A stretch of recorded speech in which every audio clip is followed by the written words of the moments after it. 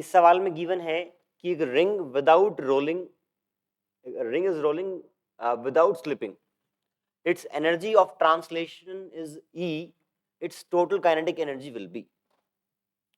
जब भी कोई ऑब्जेक्ट आपका प्योर रोल कर रहा होता है तो सारे पार्टिकल्स की एक VCM सेंटर ऑफ मास के बराबर वेलोसिटी होती है। दूसरा पॉइंट, वो ऑब्जेक्ट अपनी एक्सिस के अराउंड रोटेट भी कर रहा होता है तो एक रोटेशनल वेलोसिटी भी होती है। अगर मैं लोअर मोस्ट पॉइंट की बात करूं तो इसकी एक वेलोसिटी VCM होगी और इस पीछे एक जो रेडियस आपका आर है और ओमेगा है, आर ओमेगा पीछे वेलोसिटी होगी।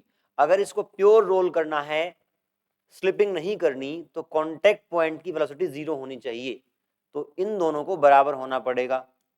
प्योर रोलिंग की एक कंडीशन होती है VCM is equals to R omega. Very important condition. यहां पर पूछा गया है कि टोटल काइनेटिक एनर्जी कितनी होगी। टोटल काइनेटिक एनर्जी आप जब भी लिखेंगे तो आप हाफ एम वी स्क्वायर, इस पूरे रिंग का मास या जो भी आपका रैंडम ऑब्जेक्ट है उसका मास m है, कैपिटल M, और उसके सेंटर ऑफ मास की वेलोसिटी v है, तो एक काइनेटिक एनर्जी तो ये रहेगी रहेगी, प्लस ये अपनी एक्सिस के अराउंड रोटेट कर रहा है तो वो काइनेटिक एनर्जी होगी हाफ आई ओमेगा स्क्वायर। अब यहाँ पे इस वाले टर्म को आप थोड़ा वो कर लें, ये सेम रहेगा half M we square half and I is simply mr square, omega is v by r, v square by r square, ये कटेंगे, ये टर्म बच गया हाफ एम वी स्क्वायर।